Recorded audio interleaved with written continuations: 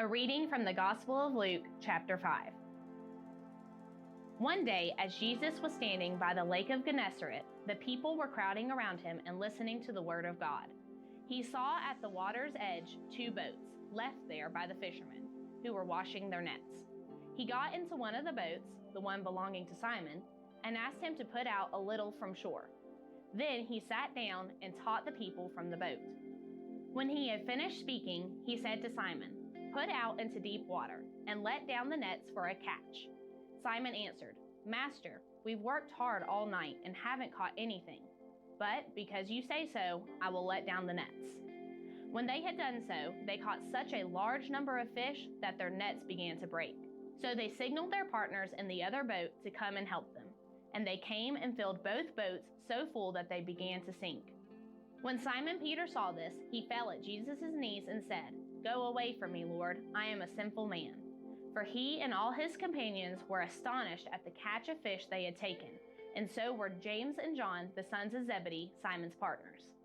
Then Jesus said to Simon, "Don't be afraid. From now on you will fish for people." So they pulled their boats up on shore, left everything, and followed him.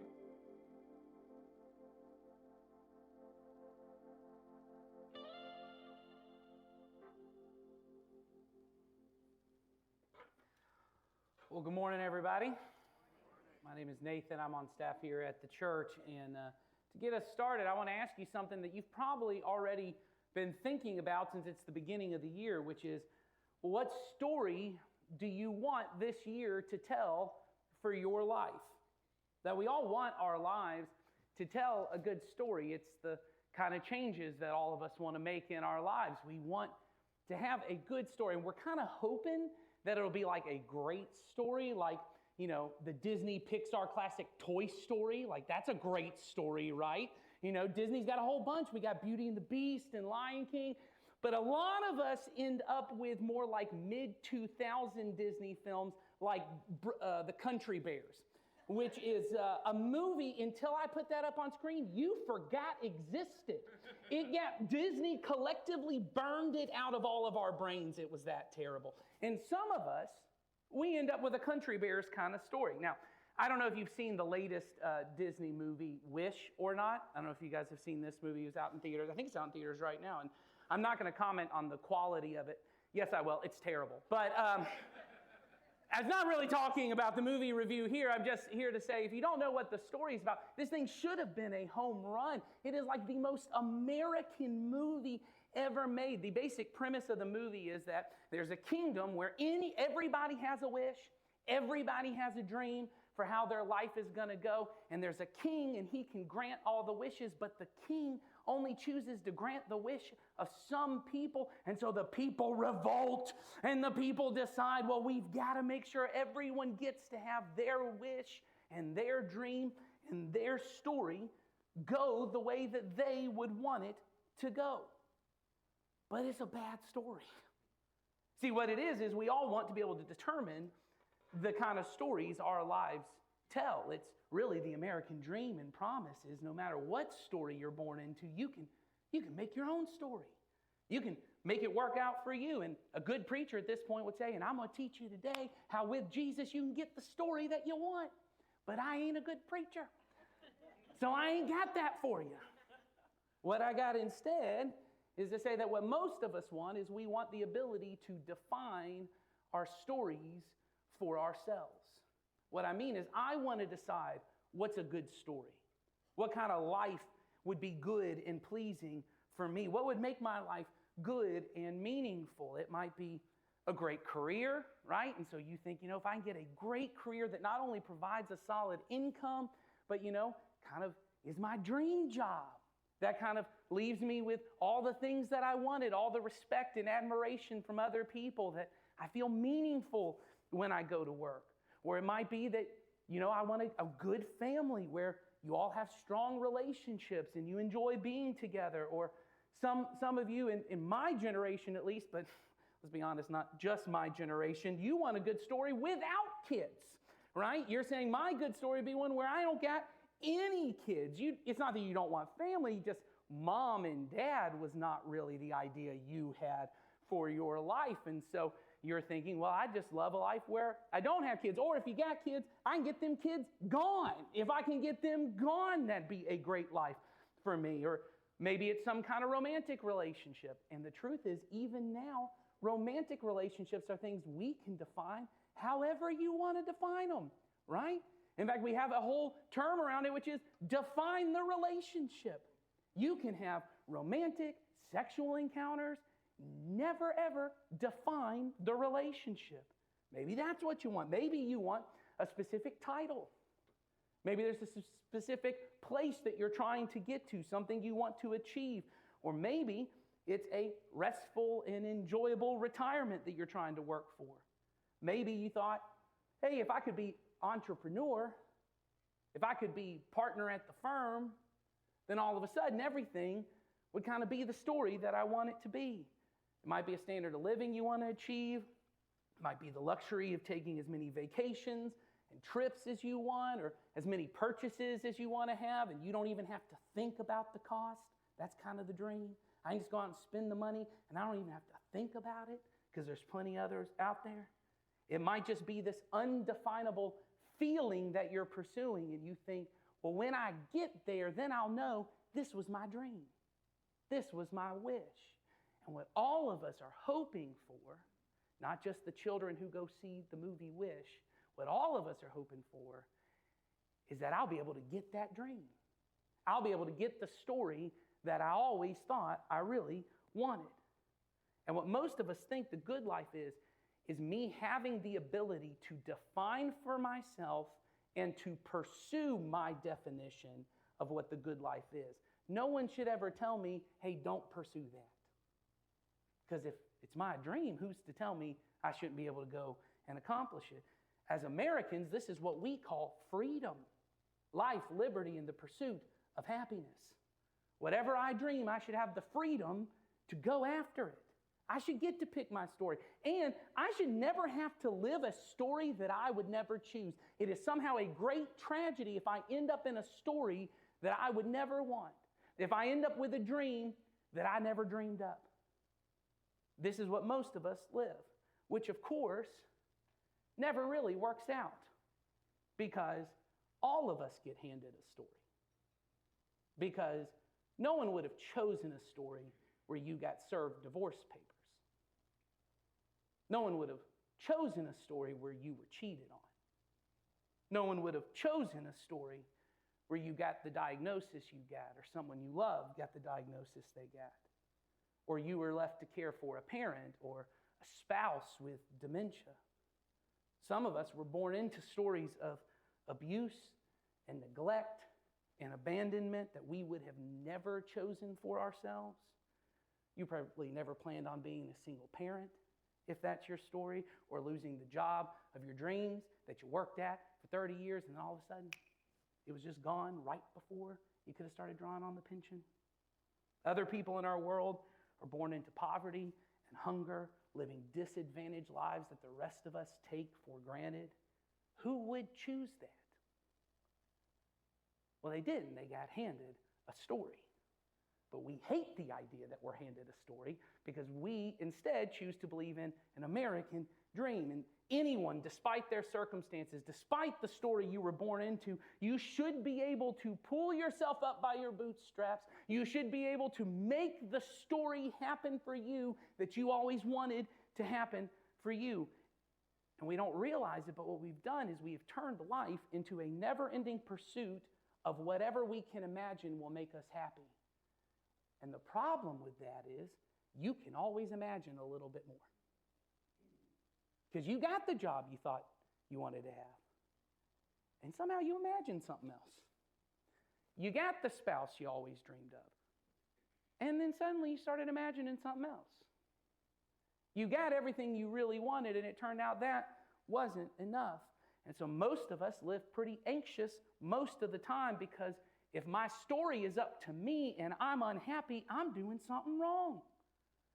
I got to go do something to fix this story. We're pretty irritable most of the time, and we're pretty much living full of conflict most of the time because what I learn is no one else is as interested in fulfilling my dream as I am because they all got their own dreams. They all got their own story. So I'm trying to figure out how to get them on board with my story and convince them their story's not a good story. They should get on board with mine. And if they can't, I'd prefer they just get out of my way. So we live with lots of conflict, which leaves us feeling pretty lonely, even in our closest relationships, because what you eventually learn is, oh, they're mostly interested in getting their way, and I'm mostly interested in getting my way. Maybe they're not really for me. And then the sad truth starts to come through. Maybe I'm not really for them. Maybe I think I'm for them. Maybe I'm really for me. And I start to feel lonely and isolated because we're all just trying to tell our own story. That's a depressing way to start the year.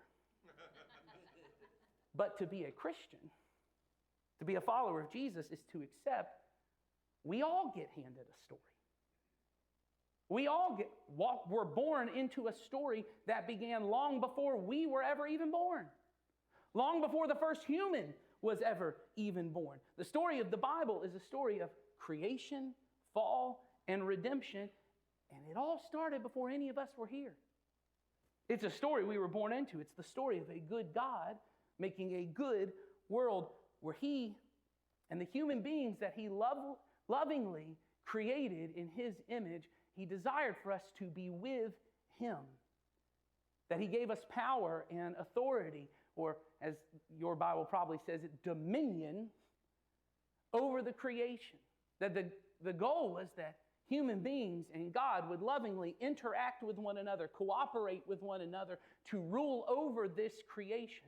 But as you know, the story goes, human beings rejected God. As all of us have done in our own lives, we all said, no, I'd like to be in charge. Because an enemy convinced us of a different story. His story was one where the only reason God created human beings was to control them. He's like that good king who won't give you the wishes you wanted. You got dreams, you got plans, and He's holding you back. See, what the enemy said, what the serpent said to them was, he knows if you eat from that tree, you'll be just like him. You'll have the power to do what you want, to get what you want out of life. And he says, you'll know good and evil for yourself. And he doesn't mean know it like intellectual knowledge. He means you will determine for yourself that's what is good and what's evil. You will determine for yourself, you know what? I think God's rules of what's good and evil, that's a little outdated. That don't really fit the story I want to tell.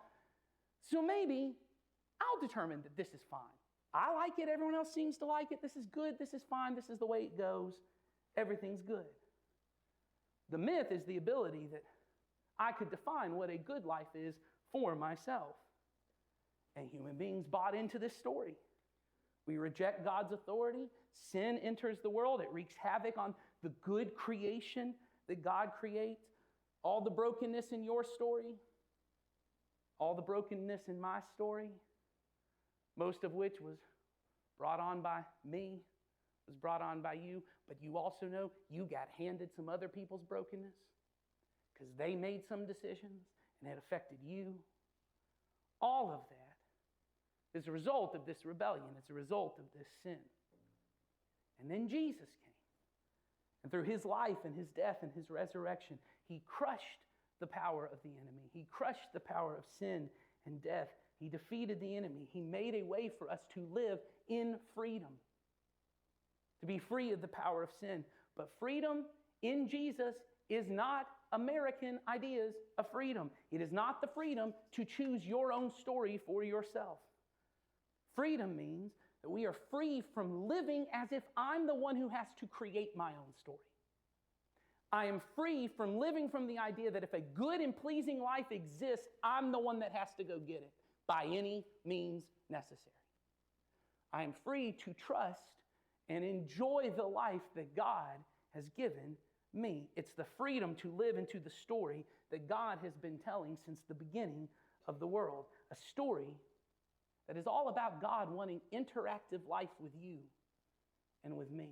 What I mean is that God wants to do life with you where you speak to Him and He speaks to you, where He guides you and you listen, where He tells you, hey, this is the best life for you, and you live it out. It is an interactive life. Freedom comes when you accept, I was not meant to be the sole ruler of my life. Jesus is King. He is Lord over everything. And He has given me authority over the decisions in my life. But freedom and life is found when I submit my authority to His authority, where I turn my kingdom and my story over to His story and His kingdom, because He is the author of the story, and the author has all authority. But He's not looking for mindless drones who will just get on board with what He's calling you to do. He is looking for cooperation. To understand that, you have to really break that word down. He wants to co-operate your life. He wants you to co-operate your life with Him. Instead of you operating your life as you see fit for the story that you want for your life and you dreamed for your life since you were a little kid, He is asking you instead to say, will you cooperate with Him? Interactive life with God. This is what He wanted in the beginning when He walked in the garden with human beings. He just wants to be with us. And it's what He wanted when He gave us dominion. He didn't say, hey, just take it, do whatever you see fit. If you blow the whole thing up, I'll come back, I'll fix the whole thing. Isn't what He said? His goal was that we would rule, that we would make decisions in this life for the good of others, just as He has done for the good of us. He wants to be with us. He wants interactive life with you. And the good news is that no matter what life has handed you, no matter what story you were born into, no matter what brokenness was thrust upon you, or you brought onto yourself through your own sin, through Jesus, God has made a way for you and I to come back into life with Him, back into interactive life with God. And it's all through Jesus. So at the beginning of each year, we tell the story of Jesus because we are Jesus people. And so we look at these Jesus stories, these stories of Jesus interacting with human beings and inviting them to interact with God, to move towards life with God. And the more that we do this, it changes us, because when we get the stories deep within us, when they become the guiding stories of our life, they become our story. One day, early in Jesus' ministry, He was teaching by the Sea of Galilee, and He had drawn such large crowds that He needed to borrow the boats of some local fishermen to use as a stage. So He climbed into their boats and finished His sermon. When it was all finished, Jesus turned to these seasoned fishermen. Jesus said, "Put out into deep water and let down the nets for a catch." Now, traditionally in this period of history, fishermen would fish during the night when it was so dark that the fish couldn't see the nets in the water and would unknowingly get caught in them. And this was incredibly strenuous work, so these men were likely exhausted. And as one of the men, Simon, said to Jesus, "Master, we've worked hard all night and haven't caught anything." They were exhausted and frustrated. And now there's this non-fisherman telling them to get back at it? These guys are experts. Most likely, they have been doing this job since they were young boys, learning the trade from their fathers. There was not a lot of mobility in the job market in the ancient world. People weren't pursuing deeper meaning and satisfaction in life by changing their career field to something that would fit the story that they wanted to tell. If your father was a fisherman or a carpenter, most likely you would be as well. There were a small number of people who had done so well in Hebrew schools of their day that rabbis would choose them to be their disciples. In the highly religious culture of ancient Israel, these jobs were highly valued, but were only reserved for the best of the best. It was not a career that you chose for yourself. You were chosen. You were given a story, and the story Simon, his brother Andrew, and their business partners James and John had already been given. It was the story of fishermen. And so when Jesus shows up and tells them to try fishing the waters again, Simon responds, "Master, we've worked hard all night, and we haven't caught anything. We know how this story goes, and it doesn't end well." But still, Simon said, "But because you say so, I will let down the nets." Before Jesus had even made the invitation, "Follow me," to these men, Simon was already behaving like a disciple. "I think I know better. I think I know how this is going to end. But because you're the one who told me to do it, I will do what you say." And as we've already read from our scripture reading, we know how this story ends. When they had done so, they caught such a large number of fish that their nets began to break. So they signaled their partners in the other boat to come and help them. And they came and filled both boats so full that they began to sink. Now, I've always thought of miracles like this in the same way that I think of a magician doing a trick with a volunteer from the audience. The volunteer is pretty inconsequential in the equation. It's all about the magician doing the trick. And obviously, Jesus can do anything without our help. But it's interesting to me that Jesus chooses often to invite men and women into being part of the miracle. And I don't believe that our participation is inconsequential like a person picking out the 4 of hearts in a card trick. I think it's much more like a master craftsman asking his apprentice for help. The master is the one with the skills and the knowledge required, but the apprentice does assist. Simon and the fishermen still sailed the boats out into the water and threw the nets into the lake. Jesus did the miracle, but it was through their interaction with him, or what we would call through their faith. Faith is not simply trusting in the right ideas about God. Faith is when we act upon or interact with those truths in a way that has an effect upon our life. Faith is not some magic power that can make whatever you want to happen, happen. That's not the way it works. But faith is powerful because we are interacting with the truth of God and what He has told us to do in our lives. Just like a master engineer who learns the truth about physics can do a powerful thing when she interacts with the truth that she's learned by building a pulley system. The knowledge does you no good. It's when you can apply that knowledge to life. This is how God interacts with human beings. He invites us into a life of faith, a life of interactive relationship with Him, where we cooperate our lives in such a way that our lives are changed, and we can have a positive effect on the world around us. And when Simon, who later would be called Peter, interacted with God in this way, he fell at Jesus' knees and said, "Go away from me, Lord, I am a sinful man." He knew that what he had just experienced was the power of God flowing through him, and he knew, "I'm not worthy of this." But then Jesus said to Simon, "Don't be afraid. From now on, you will fish for people." In other words, if you thought fish were cool, you ain't seen nothing yet. Come follow me, and you'll see, and you'll do things that you never thought were possible. He was calling them to be His disciples. He was inviting them into a story that they never thought would be possible. And so Luke says, they pulled their boats up on shore, left everything, and followed Him.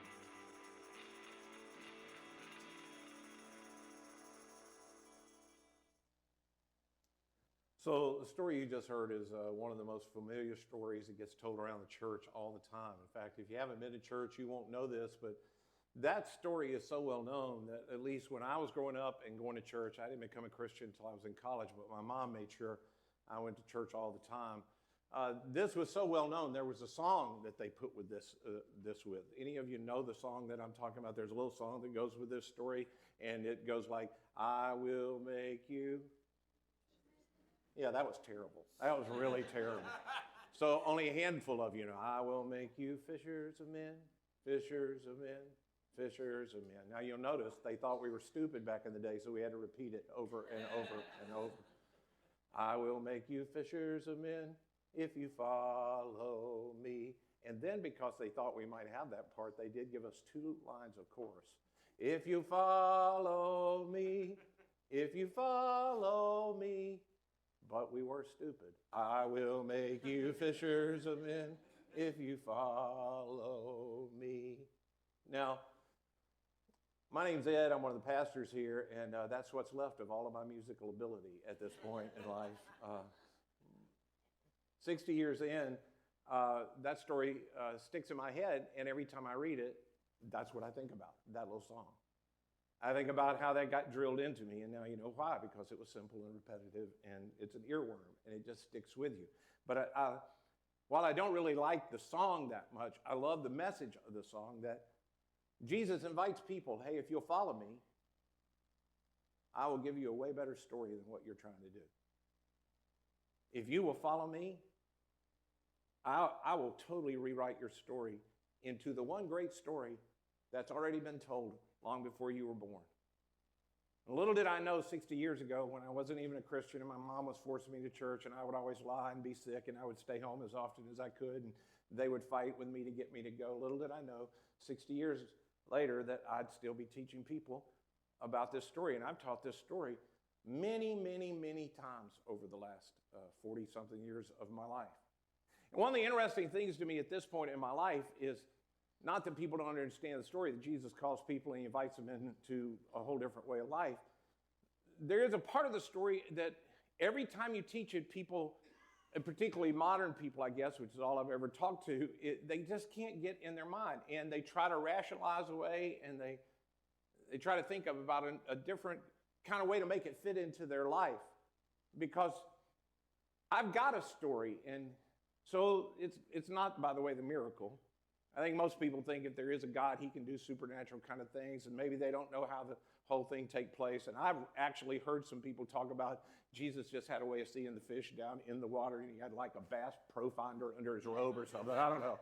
But Jesus did this supernatural thing, and people could find the fish, and that wasn't that big a deal. It's not that. It's the last line that was in the video that people can't get. Jesus said, "Follow me." And they left everything. They left everything and followed him. Boy, the knots I have watched pastors tie themselves into trying to explain how it probably doesn't mean what you think it means. They left everything and they followed him.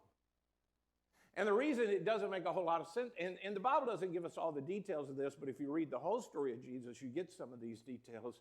There's some details that come after that when they leave everything that are really interesting details that I wish I could hear the conversations. Like, we find out eventually Peter's got a wife. Now, that's a conversation I'd like to hear.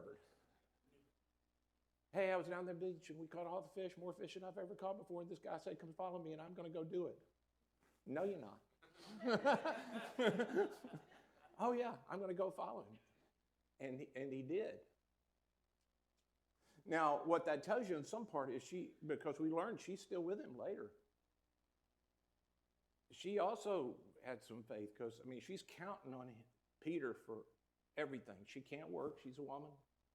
Can't inherit. She's counting.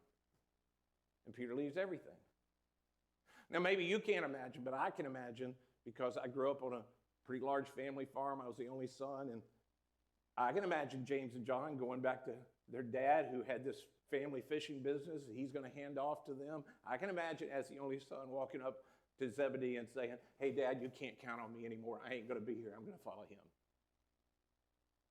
That's conversation. That's something. But they actually did. They left everything. And we try to get it in our mind that probably didn't mean everything. They're all in a small area and they saw all of that all the time. They probably still helped out, and we don't get all the details of that until you read later that there's this conversation. We're going to talk about these Jesus stories where Jesus winds up talking to a rich guy and he says to him, "Hey, leave everything, give it to the poor and follow me." And he doesn't at the moment follow him. We don't know what happens to him later. But the disciples get that Jesus asked him to leave everything and he doesn't do it. And Jesus says, as he walks away, really hard for people who've got a lot in their lives to do what I asked them to do. It is really hard when you have a lot and you have your story. It is really hard to follow me.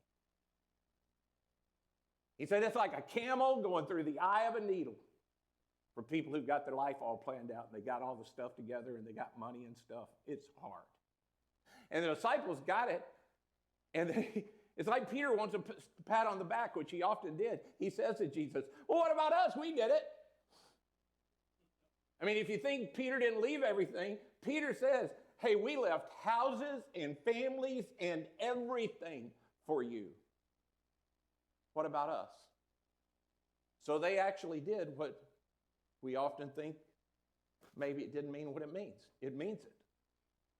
They left everything. And you find out later again, and we're going to look at some of this in the book. I hope you'll be here with us for the whole series. It wasn't just these 12 guys. Often people rationalize and say, well, they were special. They got a special call nobody else got. Man, Jesus asked this of people again and again and again. A guy comes up to him one time and says to him, hey, I've got to go bury my father. And he says, let the dead bury the dead. You come follow me. I mean, just leave it all behind. One time, he says to people, if you don't love me more than you love your mother, father, sister, brother, even your own life, you cannot follow me. You can't. He says to a couple of different people, sell everything, give it away, and come follow me. He says to everyone, by the way, anyone. I think that includes me and you. Anyone who wants to be my disciple must first deny themselves, take up their cross, and follow me. And here's the thing that history tells us you can't deny, you must deal with. They did it. They flat out did it. I mean, and not just these 12. There's a group of women that we find out have money, which some of you women ought to take glory in. These dudes leave everything, and there's some women with money, and they go, oh, we'll pay. That had to humble them. There's these women that travel, and they're paying for stuff. At one point, Jesus sends out 72, not just 12. We'll talk about that. After he's resurrected, he gets 500 together. And he appears to them. And with just a few hundred that listen and follow him, he rewrites all their story. And now you know the name of, I mean, how many people from the first century who fished do you know? 4. Peter, Andrew, James, John. Well, I should say 5, Zebedee. You don't know another one. He rewrites their story, and later, here we are 2,000 years later, and they got written into the story, and their lives changed. But it wasn't just them. After them, there come scores of people through the years. A guy like Francis of Assisi, who gets born with tremendous amount of money, and he decides to leave it all behind because Jesus called him. And he lives a life of poverty so great and starts a ministry so great that it has lived for 800 years, still helping people in poverty around the world. There's a woman that many of us know that in the late 20th century, in the early 21st century, we still talk about her name. We know her as Mother Teresa, but that wasn't her name early in life. She was just a teacher. And Jesus calls her. And she leaves to go serve the poor and eventually becomes a Nobel Prize winner for doing what Jesus asked her to do. I mean, I could go on and talk to you about people in our country, people like Sojourner Truth and Harriet Tubman and William Wilberforce, who's actually in another country, but his impact impacted us because of the slave trade. Martin Luther King Jr., who, while they didn't have to leave behind profound riches, they left the quality of a quiet life and the security of just staying in line for the fact that they would all give up their life and their safety for the standing with Jesus to say, every person you see matters the same to God. They are all equal before him. And everyone should be free in this world. I mean, men and women throughout the centuries have allowed Jesus to rewrite the story they had in their mind when he calls, and they follow him. And you know it because many of you, you've done the same thing, and he's rewriting yours. It was their faith, like Leah said in the video, that they decided faith did not mean I get what I want if I can get the right. I mean, somehow in our generation, faith has come down to you just have to believe and you force God to do something. If you have enough faith, God, the God of the universe, will do what you ask him to do. If I can just believe and I can put faith in it enough, I can change and move mountains. You forget the part that Jesus said, if you can ask it in my name, like I would ask it if I were there. What you're asking for, I'd ask for. No, you just want to ask and believe somehow. You know, we forget the fact that it's really easy to tell how Peter Peter, James, and John have faith. How do we know Peter, James, and John, all of those guys had faith? You know how? When Jesus called, they turned their feet and they followed. Nobody had to wonder, well, I think they're a pretty nice person. They wound up saying the right things. When Jesus called them, their feet turned and they began to walk. Now, let me just be clear, not perfectly. If you haven't read the stories, you'll find out. Peter's a mess. Peter can't get it right. James and John, Jesus says, hey, go out and heal people. Instead, they say, how about we call down fire from heaven and just kill them all? And Jesus goes, I think you missed something. We're not going to do that. They're a mess, but they don't ever, when he walks, they walk. When he turns, they turn. Whatever he asks them to do, they give it their best shot. And here's what I know for sure. They did not have a clue when they stepped out of that boat what it would mean for their life. They just knew, this is my chance. That man, this is my chance at a life that really matters. And now you know their story. But I guarantee you it wasn't the story that their mom sang to them about on their knee. It wasn't the story that somebody told them and, hey, this is the dream. Grow up, follow a Jewish rabbi, and die a horrible death. But people will remember you the rest of eternity. They got remembered not because their story was so important, but because they allowed Jesus to write them into his story. And by doing that, everything changed. They turned their feet, they started walking, and life began to change. So I don't know where you are this morning. I don't know what that means for you, and I don't know what faith looks like for you this morning. Maybe you're here for the very first time, and all of that's a little overwhelming. But hey, you're here. And somehow, God is here. And at some point, maybe you sense that he's asking you to do something, and maybe you're not ready yet to leave everything, but would you just take the next step? Would you just keep walking? I know for some of you in here, because I know the nature of our community, some of you, your next step is that finance thing. You want to hide it, but you ought to have enough faith to admit, I need to do something about that.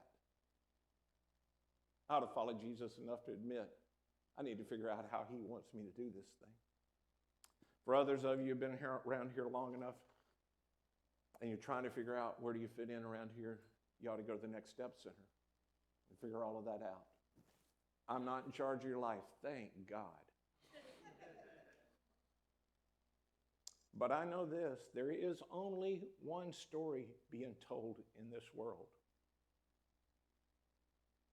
And you can choose, if you want, to listen to the voice that says, hey, come follow me. And the story he will tell in your life is better than anything you ever dreamed.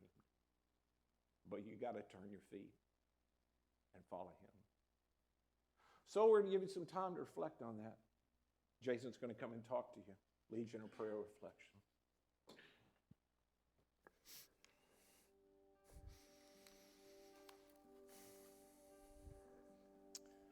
So the good news that Jesus offers is that no matter how far you've gone, no matter what you've done, that offer of life with him, it's yours too.